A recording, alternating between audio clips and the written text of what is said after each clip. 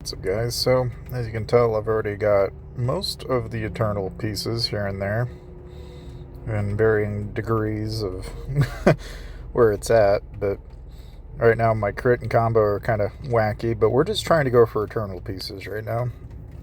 And, I mean, whether or not I'll actually acquire them, I don't know, but the main thing here, if anything, let's go ahead and grab our 7-day here, and we'll grab these as well.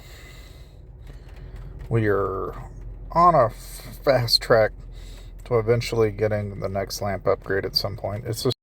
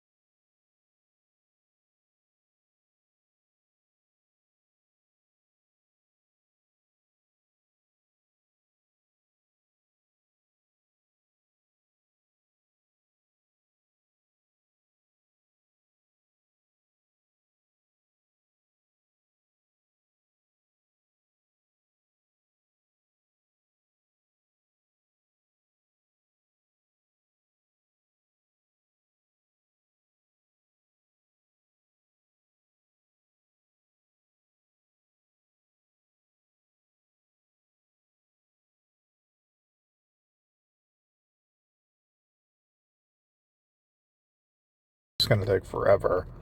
Um, I did want to announce that I did get the Bloodstained Blade a while back.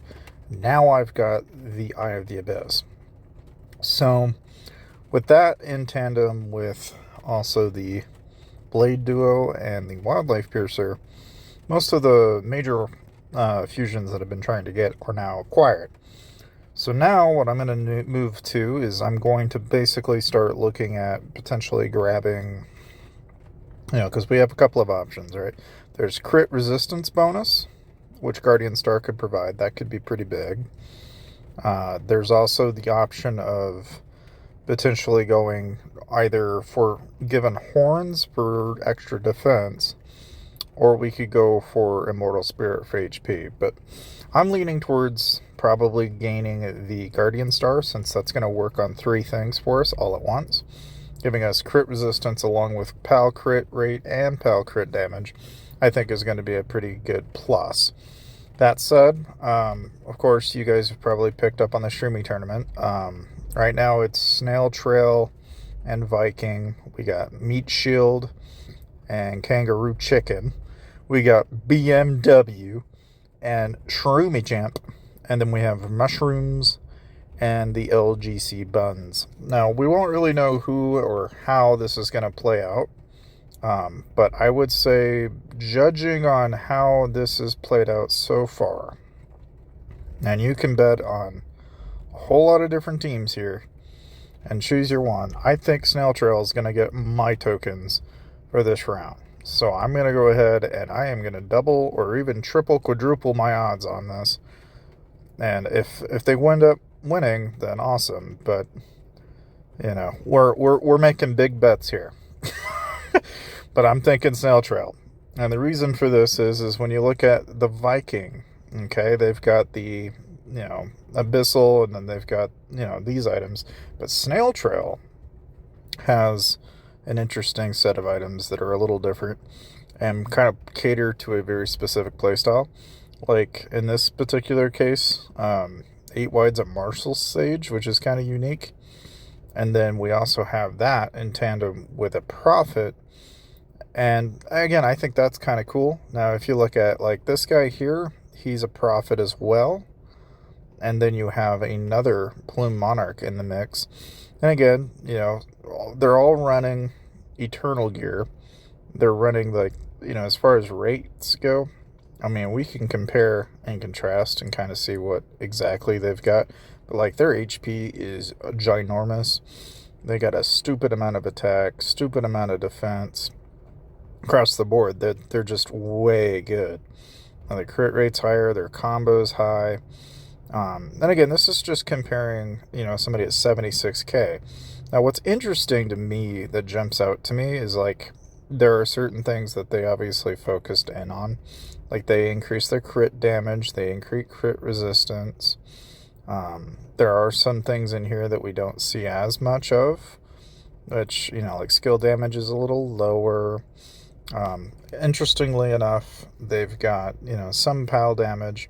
But if anything, right, most, if not all other stats are kind of favoring what you would expect in a Plume Monarch build, and so for that reason alone, looking at all of the combo multiplayer, they've almost got double the amount of combo multiplayer that I have. And that said, even with that and crit damage, I think is a noteworthy addition to pay attention to. Plus, you can also see that they're using Midnight Firefly and using Super Crud combo and Rage combo, Shroom combo, and Barrel Dodge, which is kind of interesting. Of course, they also have, in the department of items, they do have some interesting choices like the Abyssals and the Holy Dragons, so there's some interesting choices being made there. Now, if we look at like Snail Trail and we look at this guy, who's a Martial Sage, okay, kind of a different build, right? I mean, you're not looking at someone that really focuses in on like an archer does. This is a warrior class, so their whole playstyle is going to be completely different. But you'll notice that they go super high in crit rate, super high in counter strike. So in a lot of ways, when you think like a Plume Monarch is going for crit rate and combo, your warriors are doing basically what they replace combo with is counter strike. And he's got a fairly high crit rate. And then when it starts to look at the nitty gritty on the numbers here, right, we can see that this guy's got a 22k counter multiplier, and then he's got, some percent into skill damage and what have you. But where this guy starts to kind of shine, I think, is where, it's crit resistance is at 1100, and his crit damage is there, but it's not super high like the other guy. So, again, I think one of the reasons you can say a combo player is going to be pretty interesting against this guy is it's counter to what a lot of Plume Monarchs would run. Now, a Prophet, okay, I've talked about different builds in the past, but, like, we can pay attention and look at this. And this is, I think, what ultimately this is the nice thing to kind of show you is what do these guys do differently depending on the class they are, right? So, like, this guy, he's running no crit rate, no combo, no counter strike. He has absolutely 0 on all of those. And then he's got, crit and crit res and basic multiplier at 2700. But if we look at his skill damage is at 1400%. His skill crit is 74%, and his skill crit is 291 on damage. So he's kind of an interesting player among a lot of the ones that we've seen, because he's not focusing on the stats that most builds run on. And so for that reason, he's kind of interesting, because he's got a stupid amount of health, and he's got a reasonable amount of final attack. But if anything that jumps out to me is just uniquely different is the investment that is put all into skill damage. It's kind of an interesting play, because it's basically what I would assume to be almost a one-shot in the way that one's being done. And the idea being that you one-shot a player, so basically you have one player that's countering and then another player that just one-shots or tries to one-shot with its skills. Now, if we look at like Arceus, and again, Arceus is a little interesting, right, because this is another Prophet build. But if you look at this Prophet build, again, no focus on crit combo, but stuns at 50%. Evasion's at 50%. So again, when you think in terms of like the Prophet, you'll notice that there is no emphasis on crit rate, combo, or counter strike. It's all stun, and then it's all going into skill damage, more or less. So like here, 1590 skill damage, 275 skill crit damage, and an 81% skill crit. So they invest heavy into skills, hoping that it crits and they one-shot, or damn well try to get real close to a one-shot.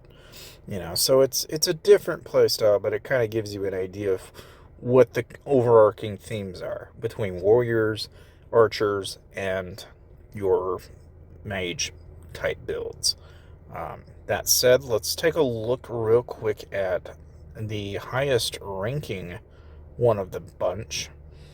Because again, a lot of people seem to emphasize a lot of guest coins are kind of, interestingly enough, going in towards favored Viking, but then BMW is not far behind. So let's take a look at that and see what's going on here. So here we've got a Sacred Hunter, and that's not a bad amount of health. There's quite a bit of health there. Still leveraging the same kind of attack speed. The crit rate's at 79, the combo's at 100. Their evasion's at 51, stuns at 2.49, crit damage is at 5920. Their combo's at 29k. There's definitely a very large emphasis on the amount of damage they do, and just like you would see in a Plume Monarch build. It is going to be kind of interesting to see how this one plays out in comparison to a Plume Monarch. Now, this one here is a Plume Monarch, so we can kind of compare and see what the difference is here. So they've got a lot of crit, a lot of combo, and crit damage is comparable, combo is comparable. So in many ways, they're very similar classes, those two. So both Boring Woo, and then that might be a disadvantage, I think, in the long term. Because even though they've got, quite a bit in one particular area, they're both archers, which is going to come as a disadvantage in the long term. And this might be why when people are looking at Viking, being that it's a prophet and a Plume Monarch, they're kind of hoping that the Plume Monarch and the mage are going to be better than a warrior and a prophet.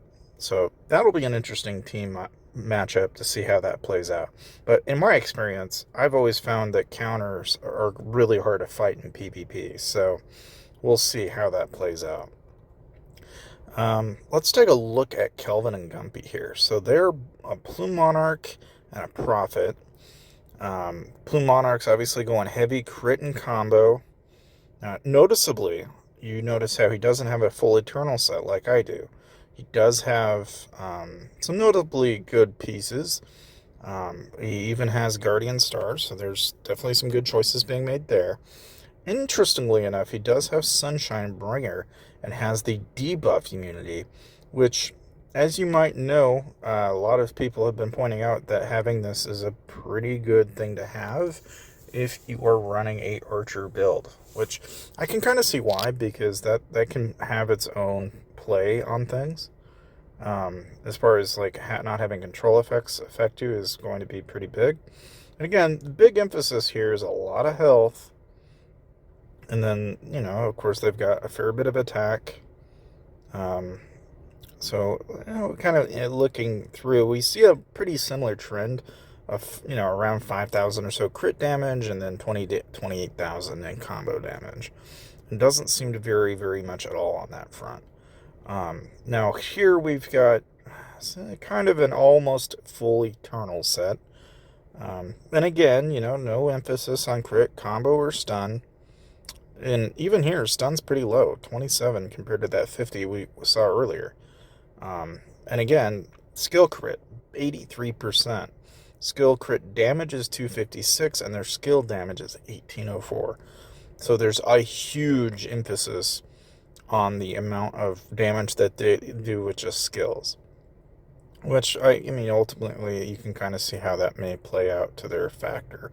Whether that'll actually get them to win, though, we won't know.